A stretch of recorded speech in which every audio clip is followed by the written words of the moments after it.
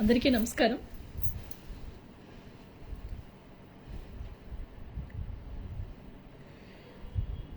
నేనైతే ఈరోజు కొన్ని విషయాలు మాట్లాడాలనుకుంటున్నా. ఎవరు వీటి మీద మాట్లాడకపోయేసరికి ఖచ్చితంగా మాట్లాడాల్సిన అవసరం ఉంది కాబట్టి మాట్లాడాలని వచ్చాను.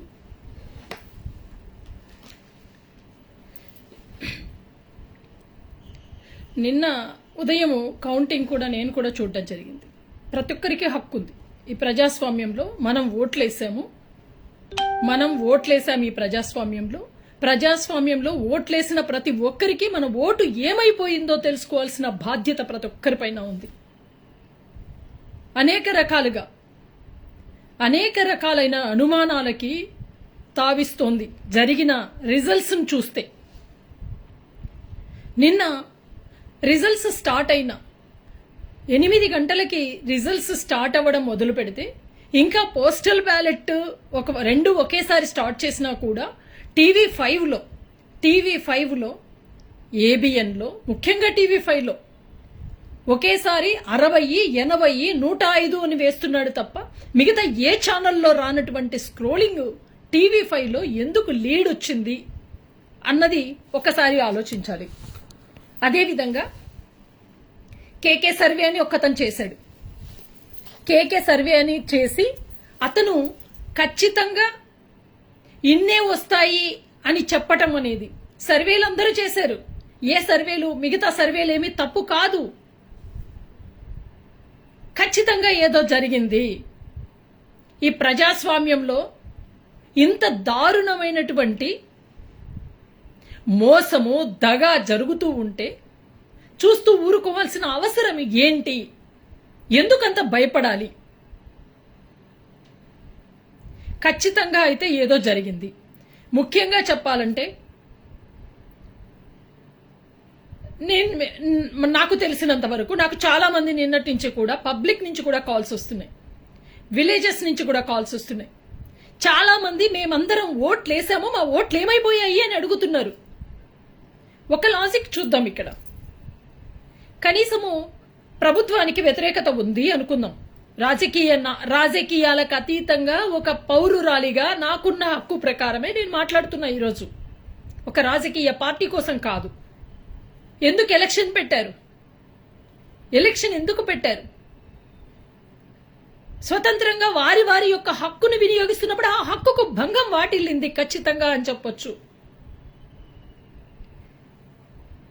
రాత్రి కూడా ఒక నేషనల్ మీడియా ఛానల్లో చెప్పడం జరిగింది.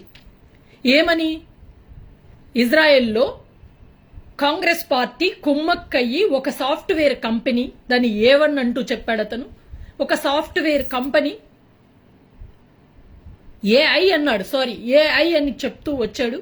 ఒక సాఫ్ట్వేర్ కంపెనీతో కాంగ్రెస్ పార్టీ కుమ్మక్కయ్యిందని, ఎన్డీఏకి ఓట్లు సీట్లు తగ్గే విధంగా వాళ్ళు మాట్లాడుకొని ఆల్రెడీ స్కామ్ చేశారని, కొన్ని కోట్ల డబ్బులను ఆల్రెడీ ట్రాన్స్ఫర్ చేశారని, ఇంత పెద్ద స్కామ్ జరిగింది కాబట్టి Congress party NDA vote bank తగ్గించిందని చెప్పారు. మరి ఆంధ్రప్రదేశ్లో ఎలా జరగలేదని ఆధారాలు ఏంటి?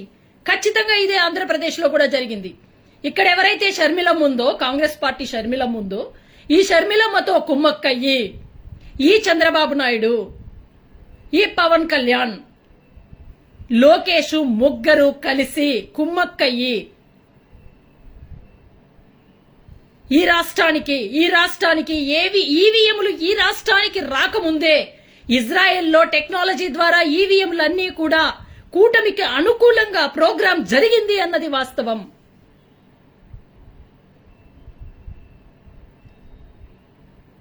ఇంత మోసాన్ని ఎందుకు భరించాలి ఆంధ్రప్రదేశ్ రాష్ట్రము?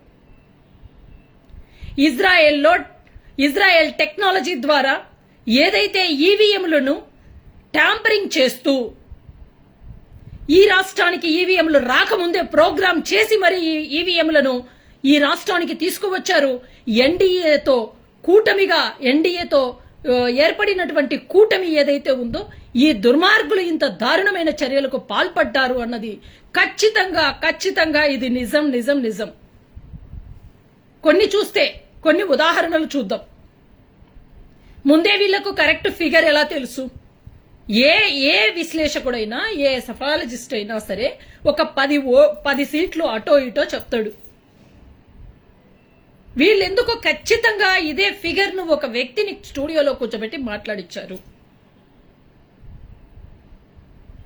రాష్ట్రంలో ఏ రాష్ట్రంలో లేనటువంటి ఆంక్షలు ఈ రాష్ట్రానికి ఎందుకు విధించారంటే, ఎక్కువ ఫేవర్ అయిపోయి మనం చేసిన ట్యాంపరింగ్ తెలిసిపోయి ఓట్ బ్యాంక్ ఎందుకు తగ్గింది అన్న ఆలోచనలు వస్తాయని ఇక్కడ ఇది చేశారు.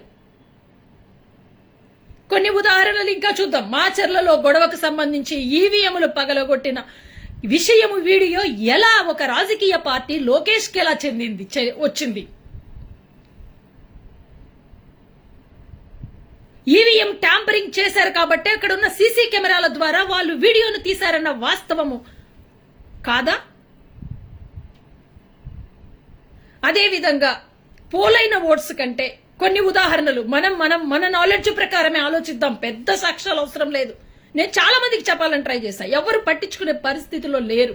కానీ కొన్ని లక్షల మంది, కొన్ని కోట్ల మంది జీవితాలు నాశనమైపోతున్నాయి ఈ స్కామ్ వల్ల అన్నది నా మనసును కదిలించి వేసింది.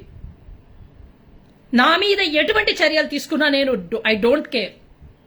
అన్యాయం జరిగిన దాని మీద ఖచ్చితంగా పోరాటం అయితే చేస్తాం. మనకు తెలిసిన విషయాలు 10 మందికి చేరవేసే విధంగా చేయటం అన్నది ప్రజాస్వామ్య విలువలు. ఇవి మినిమం కామన్ సెన్స్ ఉండాలి ప్రతి ఒక్కరికి.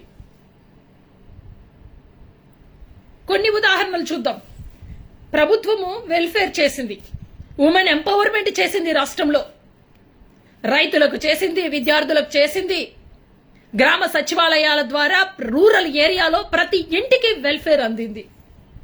చాలా మంది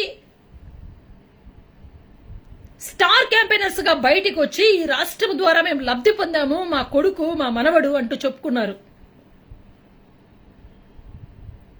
వారందరూ కూడా చాలా గట్టిగా ఎటువంటి ప్రలోభాలకు గురికోకుండా ఎలాంటి భయాందోళన వాళ్ళను భయపెట్టారు, బెదిరించారు. అయినా కూడా ఎవ్వరూ భయపడలేదు. ఎందుకంటే విశ్వాసం చూపించాలి అనుకున్నారు. ఈ రాష్ట్ర ప్రభుత్వం వెల్ఫేర్ చేసిందన్నది 100కు 100% నిజం. ఈ రాష్ట్ర ప్రభుత్వం ప్రతి పేదవాడి వెంట నడిచింది అన్నది 100కు 100% నిజం. మహిళ సాధికారతకు అడుగులు వేసింది అన్నది 100కు 100% నిజం. ఏ మహిళకు అన్యాయం జరిగినా సరే వెన్నంటి నిలిచామో అది 100కు 100% నిజం.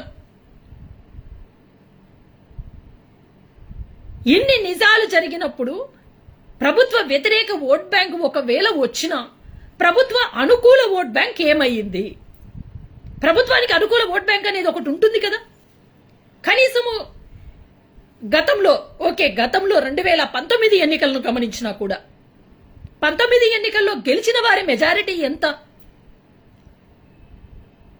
మీరు 5 సంవత్సరాలు ప్రభుత్వాన్ని వెలగబెట్టారు కదా అప్పట్లో. ఆ 5 సంవత్సరాల మీ ప్రభుత్వం మీద వచ్చిన తీర్పులో మీరు ఓడిపోయిన మెజారిటీ ఎంత? మీరు ఓడిపోయారు, గెలిచిన మెజారిటీ ఎంత? మరి మీకంటే దారుణాలు ఎవరు చేయలేదు కదా. గతంలో ఉన్న ప్రభుత్వం కంటే అంతకుముందున్న ప్రభుత్వం చేసినంతకంటే దారుణాలు ఈ ప్రభుత్వం ఏం చేయలేదు కదా. నిన్నటి వరకు ఉన్న ప్రభుత్వము అంత వెల్ఫేర్ చేసి, అంత మంచి చేసి, నెగటివ్ అన్నది ఉంటుంది. ఒక 10, 20, 30% ఉంటుంది, కాదనను. అందరూ కూడా ఒకేలా ఆలోచిస్తారని అనుకునేకి లేదు. మరి ఇంత పాజిటివ్ ఓట్ బ్యాంక్ ఏమయ్యింది? అదొక విషయం. ఇంకొక విషయం చూస్తే పోలైన ఓట్లు, టోటల్ ఓట్స్ ఒకటైతే పోలైన ఓట్స్ ఆ రోజు పోలింగ్ రోజుకి పోలైన ఓట్లు కొన్నైతే ఈ రోజు రిజల్ట్స్ ఎందుకు ఇంత దారుణంగా పెంచేసి ఇచ్చారు?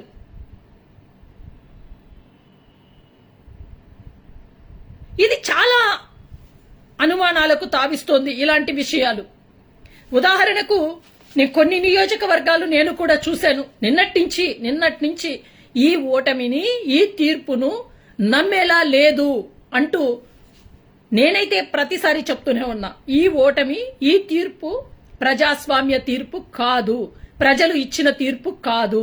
మనమందరం వేసిన ఓటు అన్నది ఇక్కడ మన ఓటు అన్నది సద్వినియోగం అవ్వలేదు, దుర్వినియోగం అయిపోయింది. మన ఓటు ఏదైతే వీవీప్యాట్స్ లో ఉన్నటువంటి స్లిప్పులు ఎందుకు కంప చెట్లలో దొరుకుతున్నాయి? వీవీప్యాట్ లో ఉన్న స్లిప్పులు ఎందుకు బయటికి ఎలా వచ్చాయి? ఈవీఎంలు ఎందుకు కార్లలో వెళ్తున్నాయి? ఇలాంటి వీడియోస్ అన్నింటికీ సమాధానం చెప్పాల్సిన అవసరం ఉంది బాధ్యత గల ఏదైతే ఎలక్షన్ కమిషన్. కావాలని మూకుమ్మడిగా ముప్పేట దాడి చేశారు ప్రభుత్వం పైన, ప్రజల పైన అన్నది నిజం. ప్రజాస్వామ్య పద్ధతిలో ఓటింగ్ జరిగి ఉంటే, ప్రజాస్వామ్య పద్ధతిలో రిజల్ట్స్ వచ్చి ఉంటే, ప్రజాస్వామ్య పద్ధతిలో ప్రభుత్వము, ఈ గత ప్రభుత్వము, నిన్నటి వరకు ఉన్న ప్రభుత్వం ఓడిపోయి ఉంటే యాక్సెప్ట్ చేస్తాం. ఎక్కడ 10 సీట్ల మిగతా చోట ఎక్కడా కూడా ప్రభుత్వ అనుకూల ఓట్ బ్యాంక్ లేదా? 0.1% ఇస్తారు, 0.2% ఇస్తారు. ఇలా ఎలా జరుగుతుంది? సపోజ్ మంగళగిరి చూస్తే, నేను మంగళగిరితో పాటు ఒక 5 కాన్స్టిట్యున్సీస్ రిజల్ట్స్ నేను కూడా చూశాను. టోటల్ పోలైన ఓట్లేమో 2,87,108 ఓట్లు, అంటే 79.20%. మరి మెజారిటీ వచ్చిన ఓట్లు ఎన్ని అంటే, లోకేష్కి వచ్చిన ఓట్లు ఎన్ని అంటే, టోటల్ ఓట్లు ఇంత అయితే 2,27,390 ఓట్లు పోలైనాయి, అంటే 79.20% ఓటు పోలైంది. మరి రిజల్ట్స్ ఎందుకు అలా వచ్చింది? ఇంత రిజల్ట్స్ ఎలా వస్తుంది? 26,440 ఓట్లు ఒక మంగళగిరిలోనే ఎక్స్ట్రా చూపించారు టోటల్ ఓట్స్. అంటే అదర్స్కి వచ్చినటివి, లోకేష్కి వచ్చినటివి పోలైన ఓట్ల కంటే 26,440 ఓట్లు ఎలా ఎక్కువ వచ్చాయి? టోటల్ 2,87,108 అయితే పోలైనటి 2,27,390. అందరివి కలిపితే వచ్చిన ఓట్లు వచ్చి 2,50,615. అంటే 2,27,000 పోలైతే 2,50,615 ఓట్లు చూపిస్తున్నారు. అంటే ఎక్కడ జరిగింది? ఎలా ఒప్పుకోవాలి ఈ తీర్పుని? మా ఓట్లేమయ్యాయి? మేమెందుకు ఓట్లేసాము? మా ఓట్లు ఎందుకు చెల్లుబాటు కాకుండా పోయాయి? మేము నిర్ణయించుకోవాలి ఏ ప్రభుత్వం రావాలి అని. ప్రజలు నిర్ణయించుకోవాలి, ఓట్లేసుకొని ప్రజలు నిర్ణయించుకోవాలి ఎవరు ఏ ప్రభుత్వం రావాలి, ఏ ప్రభుత్వాన్ని ఎన్నుకోవాలి అన్న ఒక ప్రజాస్వామ్యం అన్నది ఒకటి తగలబడింది కదా. ఆ ప్రజాస్వామ్యానికి విరుద్ధంగా ఈరోజు తీర్పు ఎలా వస్తుంది? అనేకమైనటువంటి విషయాలను చూస్తే అనకాపల్లిలో కూడా టోటల్ ఓట్ బ్యాంక్ కి పోలైన ఓట్లకి వచ్చిన రిజల్ట్స్ కు 10,000 ఎక్స్ట్రా చూపిస్తున్నారు. అదే విధంగా పెందుర్తిలో కూడా 35,000 ఎక్స్ట్రా చూపిస్తున్నారు. వైజాగ్ సౌత్ లో కూడా 15,000 ఓట్లు ఎక్కువ చూపిస్తున్నారు. టోటల్ ఓట్లకి, పోలైన ఓట్లకి, అదే విధంగా వచ్చిన రిజల్ట్స్ కు చూస్తే ఇంత అత్యధికంగా చూపిస్తున్నారు. అంటే ఇది ఎక్కడో ట్యాంపరింగ్ చేశారని, మోసం చేశారని అర్థం కాదా? ఎందుకు నోరు మూసుకొని ఊరికే కూర్చోవాలి? ఎందుకు ఈ విధంగా చేసిన వాళ్ళు ఎంతటి వారైనా సరే శిక్షించాలి. భారతీయ శిక్షా స్మృతి అన్నది ఒకటి బతికి ఉంటే మాత్రం ఖచ్చితంగా దీని మీద చర్యలు తీసుకోవాలి. నేను ఒకటే అడుగుతున్నా, ఖచ్చితంగా నేను నిన్నటి వరకు ఏమనుకున్నాను, నిన్నటి వరకు చాలా మందితో చెప్పింది వీవీప్యాట్స్ స్లిప్స్ లెక్క పెట్టాలి, అప్పుడు తెలుస్తుంది. ఎందుకంటే ఒక్కొక్కరు 20,000, 30,000, 40,000, 50,000 అసెంబ్లీ కాన్స్టిట్యున్సీలో 60,000, 70,000, 80,000 వరకు మెజారిటీ వచ్చింది అంటే వాళ్ళు ఏమి పొడిచారు అన్నది కూడా ఇక్కడ చూడాలి కదా. ముక్కు మొహం తెలియని వాడికి కూడా అంత మెజారిటీతో ఎలా గెలిచాడు? సంక్షేమ పథకాన్ని ఇంటికి అందించి వారి కుటుంబంలో మేలు జరిగింది అని చెప్పిన ఆ కాన్స్టిట్యున్సీల్లో కూడా ఎందుకంత పెద్ద మెజారిటీ ఎలా వస్తుంది? ఇవి నేను కొన్ని చూశాను, ఊరికే మాట్లాడట్లేదు. చాలా కాన్స్టిట్యున్సీస్ చూసినప్పుడు చాలా కాన్స్టిట్యున్సీలో చాలా వ్యతిరేకమైనటువంటి రిజల్ట్స్.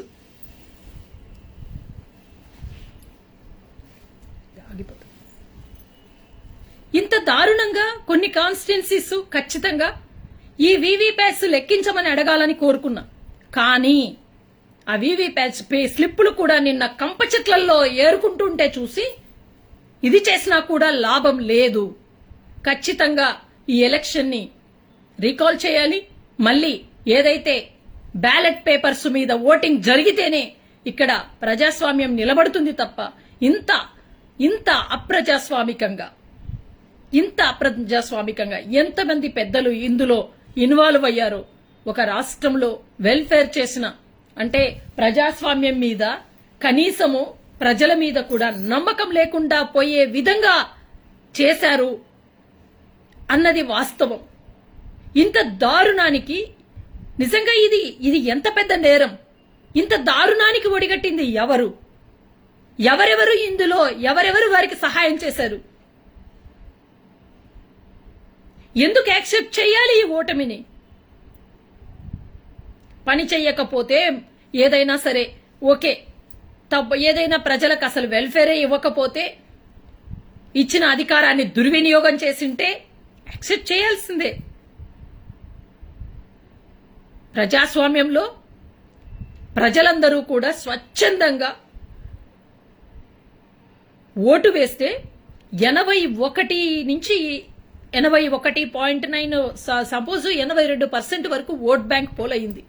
రూరల్లో అత్యధికమైనటువంటి ఓట్ పోల్ అయింది. మరి ఇంత బాగా పోల్ అయింది అంటే ఎవరేశారు అంటే ఎక్కువ మహిళలు వేశారు.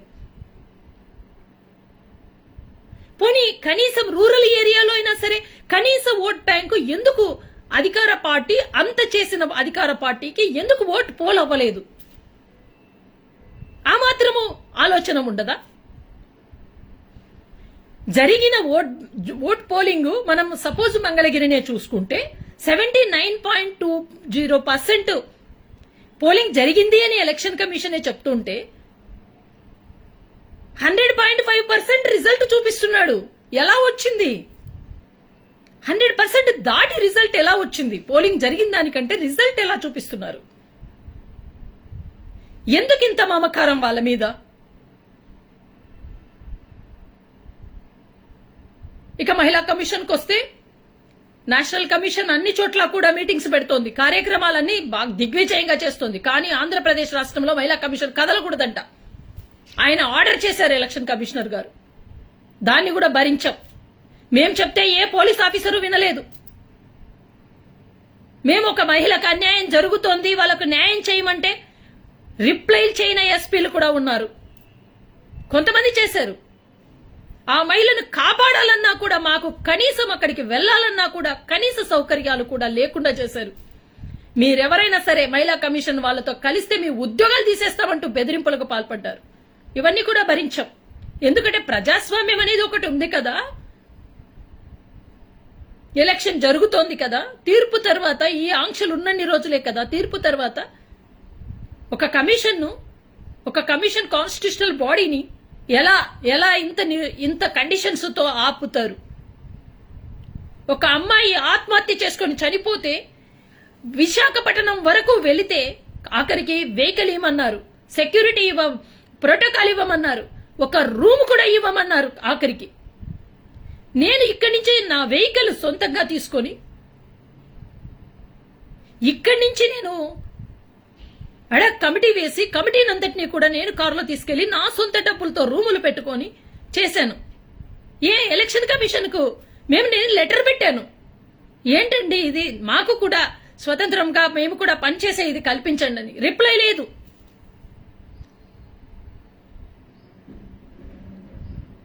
మేము చెప్పిన ఒక్క మాట ఏంటంటే ఒక్కటి మాత్రం మాకు చేసి పెట్టారు. ఆ మహిళలకు సపరేట్ లైన్స్ పెట్టమని అడిగింది. ఇంత అప్రజాస్వామ్యకంగా నిజంగా నేనైతే ఒకటే చెప్తున్నా. ఎలక్షన్ అయిపోయిన వెంటనే ఓకే, ఈ రాష్ట్ర ముఖ్యమంత్రి జగన్మోహన్ రెడ్డి గారు కూడా ఫ్యామిలీతో బయటకెళ్లారు. ఆయన ఎక్కడికి వెళ్లారో చెప్పారు. తిరిగి వచ్చిన తర్వాత కూడా ఆయన అక్కడి నుంచి తిరిగి వచ్చిన తర్వాత కూడా చెప్పారు ఆయన ఎక్కడెక్కడ తిరిగారో, ఎక్కడ వెళ్లారో. మరి చంద్రబాబు నాయుడు గారు ఎందుకంత సీక్రెట్ గా చంద్రబాబు నాయుడు గారు, లోకేష్, అదే విధంగా పవన్ కళ్యాణ్ ఎందుకంత సీక్రెట్ గా వేరే ఇతర విదేశాలకు విజిట్ చేశారు అంటే ఇజ్రాయెల్ వెళ్లారు. ఖచ్చితంగా అక్కడ నుంచే మొత్తం ట్యాంపరింగ్ జరిగిపోయింది. అందుకే వాళ్ళకి తిరిగి వచ్చిన తర్వాత కూడా ఎక్కడే గాని ఒక్క చిన్న ప్రెస్ మీట్ పెట్టినా సరే ఇరుక్కుపోతామనే ఎక్కడా కూడా వాళ్ళు ఏ డిస్కషన్స్ దాని మీద చేయలేదు అన్నది ఈరోజు నమ్మాల్సిన పరిస్థితి. ఇంతింత పోలింగ్ కంటే ఎక్కువ పర్సంటేజ్ రిజల్ట్స్ ఎలా వచ్చాయి? పోలైన ఓట్స్ కంటే ఎక్కువ ఓట్లు వాళ్ళకి ఎలా వచ్చాయి? మాయలు జరిగాయా? మంత్రాలు ఏమన్నా నేర్చుకున్నారా? ఖచ్చితంగా ఇంకొక అసలైన విషయం, బీజేపీ 8 చోట్ల పోటీ చేస్తే 8 సీట్లు గెలిచేసిందంట. బీజేపీకి ఓట్ షేర్ ఎంత ఉంది ఈ రాష్ట్రంలో? నేను ఖచ్చితంగా అడుగుతున్నా, బీజేపీ ఓట్ షేర్ ఎంత ఈ రాష్ట్రంలో? గతంలో ఎప్పుడైనా సరే బీజేపీ ఒక్క సీటు కూడా గెలవలేని పరిస్థితి నుంచి ఈ రోజు బీజేపీ 8 పోటీ చేస్తే 8 చోట్ల బంపర్ మెజారిటీ అంట. ఇంకొక ఆయన టెక్నాలజీ బాగా తెలిసి, నేను ఏ విధమైన టెక్నాలజీ అయినా నాకు తెలుసు, టెక్నాలజీలో నేను పండిపోయాననే ఇంకొక ఆయన ఫేస్బుక్ లో క్రికెట్ టీంతో పోలుస్తున్నాడు. అంటే ఈయన కూడా టెక్నాలజీ వాడటంలో ఈయన చెయ్యి కూడా ఉందా అన్న అనుమానాలు కూడా ఉన్నాయి. ఖచ్చితంగా దీని మీద చాలా అనుమానాలు ఉన్నాయి. ఒకటి, ఏదైతే ఎలక్షన్ జరిగే రోజు మాచర్లలో జరిగిన ఇన్సిడెంట్ ఈసీ గారు నేను బయటికి ఇవ్వలేదు మేము అన్నారు. మరి లోకేష్ కు ఆ వీడియో ఎలా వచ్చింది? ఈవీఎంలు మీ కంట్రోల్లో, మీ ట్యాంపరింగ్ లో, మీ ఇదిలో కెమెరాలలో రికార్డ్స్ కూడా మీకు వచ్చాయి అంటే ఎలా వచ్చింది? ఇంకొక విషయం అంటే వీవీప్యాట్స్ కంపచెట్లలో ఎందుకున్నాయి? అదేవిధంగా వీవీప్యాట్స్ సీల్స్ అన్ని పీకేసే వీడియో, ఆ స్లిప్పులన్నీ ఎత్తి ఒక కవర్లో వేసేసే వీడియో, ఇవన్నీ కూడా బయట చూసాం. ఎటువంటి వీవీప్యాట్స్ అక్కడ ఓపెన్ చేస్తారా? ఒక రూమ్ లో, ఒక హాల్లో మన రాష్ట్రానికి సంబంధించని హిందీ మాట్లాడే పిల్లలతో ఓపెన్ చేయించి తీయించారు అంటే కుట్ర కాదా ఇది? మాకంత నాలెడ్జ్ లేదా? మేము ఆ మాత్రం తెలుసుకునే ఇంగిత జ్ఞానం మాకు లేదా? ఈరోజు కనీసం ముక్కు మొహం తెలియని జనసేనకు చెందిన ఎంతో మంది 21 మంది పోటీ చేస్తే 21 మంది ఎలా గెలిచారు? గతంలో పవన్ కళ్యాణ్ 2 చోట్ల పోటీ చేస్తే డిపాజిట్ కూడా రానంత పరిస్థితి. ఈ రోజు పవన్ కళ్యాణ్ నిలబెట్టిన 21 మందిని గెలిపించారంటే, బీజేపీ 8 మందిని నిలబెడితే 8 మంది, పవన్ కళ్యాణ్ నిలబెడితే 21 మందికి 21 మంది గెలిచారంటే కుమ్మక్కు కాదా ఇది? స్కామ్ కాదా ఇది?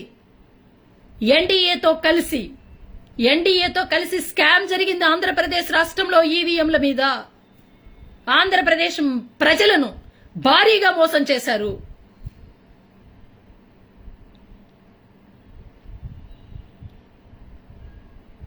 కోర్టుకు పోయి పోరాడే శక్తి నాకైతే లేదు.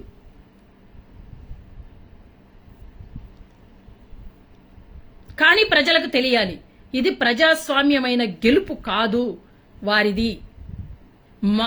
మేమేదైతే తీసుకున్నామో అధికార పార్టీ, అది అప్రజాస్వామికమైన ఓటమి తప్ప ప్రజాస్వామ్యం ఇచ్చిన ఓటమి కానే కాదు ఇది. ఎందుకు ఈ ఓటమిని స్వీకరించాలి అని నేను ప్రతి ఒక్కరిని అడుగుతున్నా. ఎందుకు స్వీకరించాలి? ఇన్ని ఆధారాలున్నాయి. వారు విదేశ పర్యటనకు వెళ్లారు, అందరూ వెళ్లారు. ఎవరు? ముగ్గురు వెళ్లారు. ముగ్గురు వెళ్లి ఎక్కడ ఏ విధంగా ఇంత స్కామ్ కు ఒడిగట్టారు? ఈ రాష్ట్రంలో అసత్య ప్రచారాలు చేసి, ఈ రాష్ట్రంలో ఏదో జరిగిపోతోందని మాట్లాడిన షర్మిలతో కలిసి ఈ కుట్రకు ఒడిగట్టారు అన్నది మాత్రం 100కు 200% వాస్తవం. కాంగ్రెస్ పార్టీ ఆఖరికి ఉచ్చనీచాలు వదిలేశారు. అందరూ ఒక పార్టీతో జతకట్టారు బీజేపీతో, ఇంకొక పార్టీ కాంగ్రెస్ పార్టీతో కలిసి ఈ కుమ్మక్కు నాటకానికి తెర తీశారు. ఏమన్నా షర్మిలను గెలిపించారా? అది తెలుసుకోవాలి. ఆమె బీజేపీ నిన్నెందుకు గెలిపిస్తుంది? నీకు డిపాజిట్స్ రావమ్మా. ఎందుకంటే ఈ రోజు అందరూ కూడా ప్రతి ఒక్కరూ కోరుకుంటున్నారు, ఆడబిడ్డలు, ఇలాంటి ఆడబిడ్డలు ఏ ఇంట్లో పుట్టకూడదని. ఆడబిడ్డలమైన మమ్మల్ని కూడా అనుమానిస్తున్నారు చాలా మంది. ఎలా మారుతారో ఆడబిడ్డలు లాస్ట్ కని.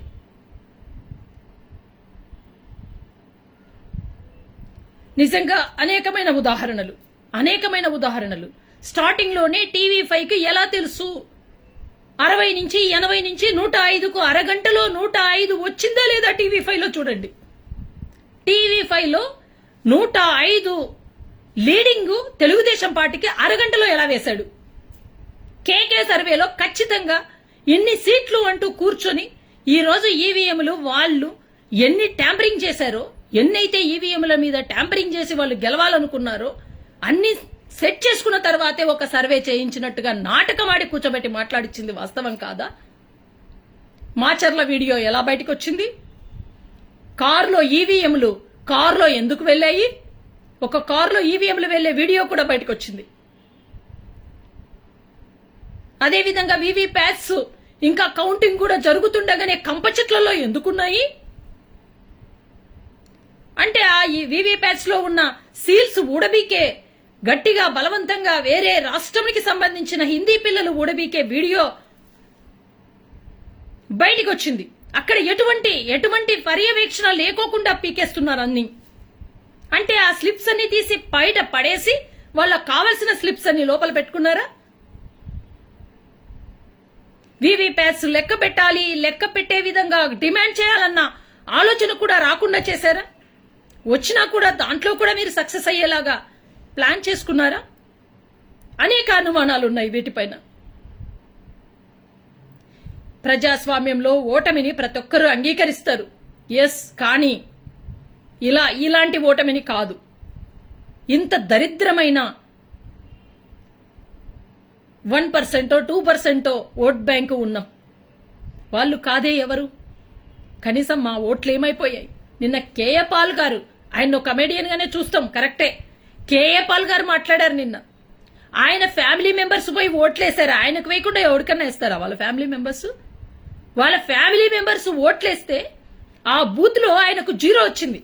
వాళ్ళ ఫ్యామిలీ మెంబర్స్ ఆయనకు ఓట్లేసిన బూత్ లో ఆయనకు 0 వచ్చింది. ఎక్కడికి పోయినాయి ఆ ఓట్లు?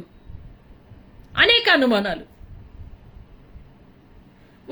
ఒక కంచుకోటల్లాగా ఉన్న, ఒక పార్టీకి కంచుకోటల్లాగా ఉన్న ఒక బూతుల్లో కూడా కనీస డిపాజిట్లు రాకోకుండా చేశారు అంటే ఇది ట్యాంపరింగ్ కాదా? పక్కా ప్లాన్ కాదా?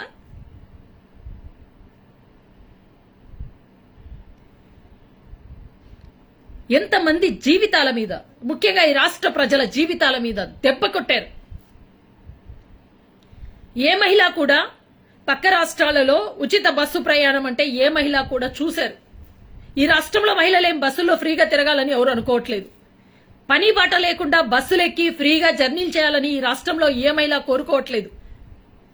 ఈ రాష్ట్రంలో మహిళలు కావాల్సింది వెల్ఫేర్. వారి బిడ్డలను చదివించుకోవాలి, అది ప్రభుత్వం ఇంత సహాయం చేస్తుంది. వారికి జీవనోపాధి కావాలి, వారి కాళ్ళ మీద నిలబడేదానికి ఒక ఆధారం కావాలి, అది ఈ ప్రభుత్వము పుష్కలంగా అందించింది. గ్రామ స్వరాజ్యం కావాలి, అది ఎప్పటి నుంచో కలలు కన్న గ్రామ స్వరాజ్యం కలగా నిలబడితే ఈ ప్రభుత్వము ప్రతి ప్రజల ఇంటి ముంగిటికి చేర్చింది గ్రామ స్వరాజ్యాన్ని. అవ్వ తాతలు జగన్మోహన్ రెడ్డి లేకపోతే మాకు పెన్షన్ రాదేమో అని భయపడి మాట్లాడారు. మరి వాళ్ళ ఓట్లు ఏమయ్యాయి? కనీసం వాళ్ళు వేసిన ఓట్లమైనా కూడా ఈరోజు ఈవీఎంలలో చూపించట్లేదే. ఇదంతా స్కామ్ కాదా? అఫ్ కోర్స్ నా మీద దాడి జరుగుతుందేమో, జరగని. ప్రజాస్వామ్యంలో మాట్లాడకుండా నోరు మూసుకొని కూర్చుంటే చచ్చిపోయినట్టే. దానికంటే చచ్చిపోవడం కూడా మేలే. ఏమి ఇక్కడే శాశ్వతంగా బ్రతకం కదా, ఎప్పుడోసారి చచ్చిపోతాం కదా. అదేదో ప్రజాస్వామ్యాన్ని ప్రశ్నించినందుకు చంపేశారన్నా కూడా పర్వాలేదు. కనీసం నా వల్ల ఒక మెసేజ్ అన్నా బయటకు వెళ్ళాలన్న ఉద్దేశము నాకు నిన్నటి నుంచి కూడా నేను చాలా ఆపుకున్నాను. కానీ ఖచ్చితంగా మనం ఏదైతే చూసామో, మనం ఏదైతే తెలిసిందో దాన్ని బయటికి చెప్పాల్సిన అవసరం ఉంది. మౌనం అన్నదే చాలా పెద్ద తప్పు. తెలిసి కూడా మనము మౌనంగా ఉండి మాట్లాడకపోవటం అన్నది అత్యంత భయంకరమైన పాపం. అది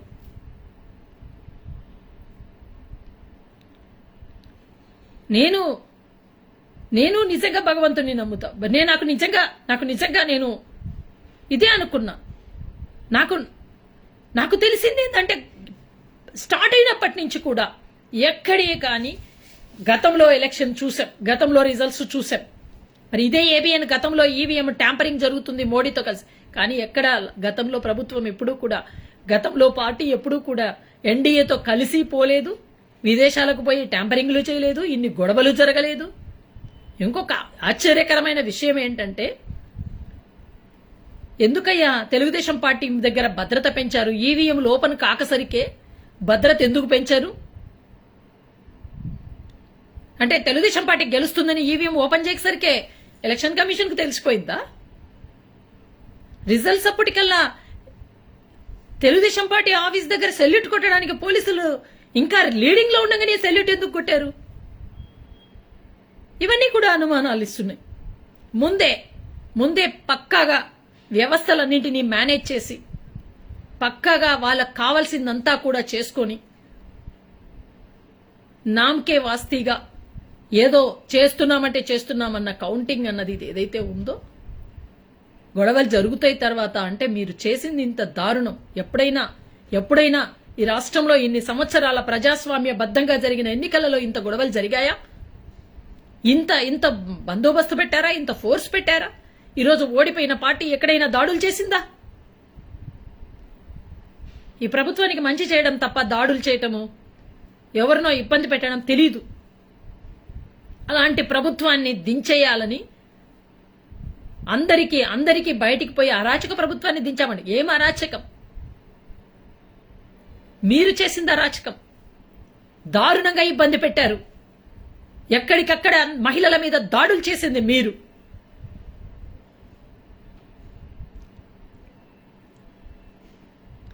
నాకు ఇక్కడ ఒక సమాధానం కావాలి. 21 మంది పోటీ చేస్తే జనసేన నుంచి 21 మంది ఎలా గెలిచారు? పోనీ పవన్ కళ్యాణ్ ఏదన్నా నేను గతంలో ఏమన్నా ఈ రాష్ట్రానికి ఏమన్నా ముఖ్యమంత్రి అయ్యాడా? ఎవరికైనా వెల్ఫేర్ చేశాడా? లేకపోతే ఎవరికైనా ఎంప్లాయ్మెంట్ ఇచ్చాడా? లేకపోతే ఇంకేం చేశాడు? ఈరోజు ఈ రాష్ట్ర ప్రభుత్వము పిల్లల విషయంలో అత్యంత ప్రాధాన్యతనిచ్చి అనేక రకమైనటువంటి విద్యా సంస్కరణలకు, అదే విధంగా వెల్ఫేర్ కు అత్యంత ప్రాధాన్యతనిచ్చింది. ఇదంతటికీ ఏమైపోతుంది? ఇవన్నీ లెక్కలేకి లేకోకుండా ఈరోజు ఎలక్షన్ రిజల్ట్స్ అన్నది ఎంతవరకు కరెక్టు? ఈరోజు ఎక్కడో ఖచ్చితంగా ఇది పక్కగా చెప్పగలము. ఇజ్రాయెల్ టెక్నాలజీ ద్వారా ఈవీఎంలు ప్రోగ్రామ్ చేయబడ్డాయి ఆంధ్రప్రదేశ్ రాష్ట్రానికి రాకముందే. రిజల్ట్స్ కు ముందు చంద్రబాబు నాయుడు, లోకేష్, పవన్ కళ్యాణ్ విదేశాలకు పోయి ఎందుకు అత్యంత రహస్యంగా పర్యటించారు? ఎక్కడ పర్యటించారు? ఏమి ఒప్పందాలు కుదుర్చుకున్నారు? ఉండమ్మా ఒక నిమిషం. ఏమి ఒప్పందాలు కుదుర్చుకున్నారు?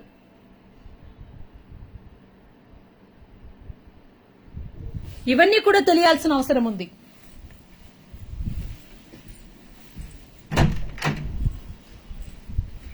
వీటన్నింటి మీద ఖచ్చితంగా మాట్లాడాలనుకున్నాం.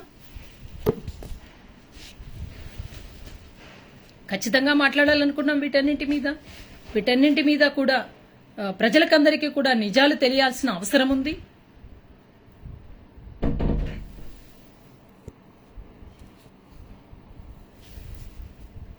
రిజల్ట్స్ కూడా అత్యంత దారుణంగా ఒక పురంధరేశ్వరి, బీజేపీ నాయకురాలు పురంధరేశ్వరి, ఆమె జీవితంలో ఎప్పుడైనా 2 లక్షల పైబడి మెజారిటీ వచ్చిందా? ఆమె ఊరు కూడా కాకుండా ఇంకొక చోటుకొచ్చి పోటీ చేసినా సరే ఆమెకు 2 లక్షలంట. గతంలో అక్కడ మేలు చేసిన వ్యక్తికి డిపాజిట్ లేదంట. ఏంది ఇది? సుజనా చౌదరి బ్యాంకులకు ఎగరగొట్టిన ఒక దొంగ, బ్యాంకులను అత్యంత దారుణంగా మోసం చేసి బ్యాంకులకు ముంచేసిన ఒక దొంగ కంటే ఇక్కడ పోటీ చేసిన వ్యక్తిని దుర్మార్గుడా? ఇక్కడ పోటీ చేసిన వ్యక్తికి అంత అర్హత లేదా? 1000 కోట్లు ముంచేసినోడ్నే పట్టం కడతారా? కట్టరు. ఈ రాష్ట్ర ప్రజలు వాళ్ళకు ఓట్లు వేయలేదు. ఏ జ్యోతిష్యులు చెప్పింది అబద్ధాలు కాదు, ఏ పోల్ మేనేజ్మెంట్ వాళ్ళు చెప్పిన వాళ్ళందరూ అబద్ధాలు కాదు. ఖచ్చితంగా పోల్ అయ్యింది ఓట్ బ్యాంకు, కానీ ట్యాంపరింగ్ జరిగింది. వీటన్నింటినీ కూడా దయచేసి ఎవరో ఒకరు ముందుకు రావాలి, దీని మీద ఫైట్ చేయాలి. ఇలాంటిది భవిష్యత్తులో ఈరోజు వదిలేస్తే భవిష్యత్తులో అనేక రాష్ట్రాలు ఇలా బలైపోతాయి. కాబట్టి నేను ముందుకొచ్చి చెప్పాలనుకుంటున్నా. ఖచ్చితంగా నేను మాట్లాడతాను. నాకు హక్కు ఉంది. నాకు కూడా ప్రజాస్వామ్యంలో నేను ఓటేశా, నా ఇంట్లో వాళ్ళు ఓటేశారు.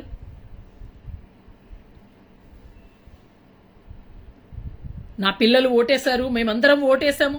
మా ఓట్లన్నీ ఏమైపోయాయి, ఎక్కడికి పోయాయి? నేనే కాదు, ఈ రాష్ట్రంలో ఉన్న మా అక్క చెల్లెమ్మలు, అవ్వతాతలు, అన్న తమ్ముళ్ళు, వీళ్ళందరూ కూడా, మా పిల్లలు అందరూ కూడా ఓటేశారు. ఈ ఓట్లన్నీ ఎక్కడికి వెళ్ళిపోయాయి?